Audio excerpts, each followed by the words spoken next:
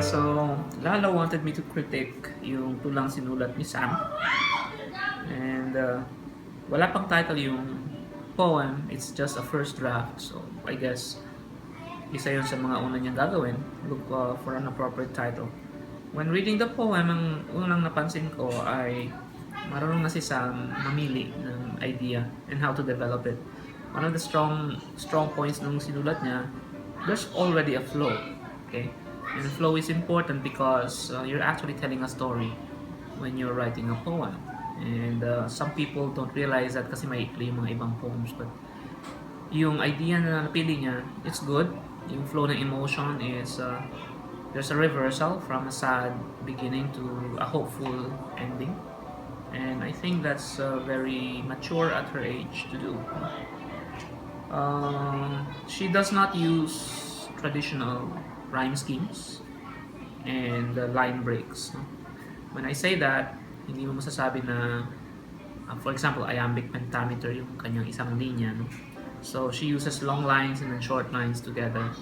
And that's a little bit advanced then. Usually when a poet or a writer starts writing poetry, gusto nilang sundan yung mga meter and rhyme. And that's also good. Structure kasi yun eh. And one of the things na tinuturo sa writing ng poetry is to learn the structures first before you learn how to break the structures. No? But she is one step ahead.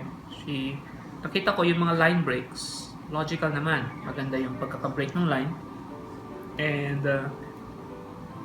counting practice lang will be mas maganda na yung kakalabasan. Regarding her vocabulary, she uses simple words and that is expected. At her age, yung vocabulary niya is not yet as expansive as probably when you expect ng mga college student. Ganun, no? And so, I guess if I was writing this, there will be some different word choices. But because she wrote this, and I think I'd rather keep what the words she chose para ma-preserve yung history ng poem. Makita mo na, yeah, she was a 14-year-old when 14 or 12? 12. She was a 12-year-old when she wrote this. No? And for a 12-year-old, this is actually very nice. No?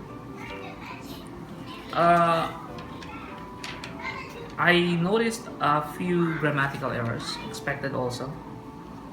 And a few typos, expected also. Not all first drafts are perfect. In fact, all first drafts are not perfect. And to think na hindi na masyadong marami yung kailangan niyang ayusin para maging passable na ito for a poem at her age, and it's actually amazing. She shows talent in her word choices, in the emotion, how to carry an emotion. Because she's just 12, makikita mo rin na siguro hindi pa kasing lalim yung emotion, but she did deal with some deep emotions here because experiences na rin, which shows how experience really helps the writer. No? The more experience someone has, the more deep or the more, yung gamitin yung term, pero mas makakahugot siya ng emotion. Parang ganon, no? And that is expected. Kasi poetry is more emotional than objective, no? Even though may mga writers na they try to be objective in their description, hindi pa rin fully objective yung kanilang pagsusulat ng poetry. Poetry is not a scientific paper, no? Poetry is an emotional way of writing. And so, kailangan talaga may feelings yung writer when naita-transfer niya doon sa tula. And I think Sam was successful in conveying the emotions that she was feeling at the time when she was writing this, no? And aside from that, I can't really think of anything else to say except yung she needs to learn more about structure so she can also use structure. She used the usual 4 lines per stanza. She doesn't need to do that as she becomes more uh, well versed in writing. Pero if she wants to keep on a 4-line stanza, it will also be more aesthetically structured kung magiging matututo rin siyang gumamit ng same number of syllables per line. No? And if she doesn't want to learn that, it's also okay. Kasi this is already a good way of writing.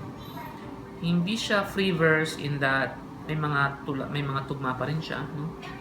Malayang pagtutula or free verse usually is just wala, either you abandon the rhymes or you use minimal rhymes talaga. So all in all, it's a good first draft. Put a title on it and correct the few grammatical errors. I would not change how the lines were broken. I would not change how the stanzas were structured.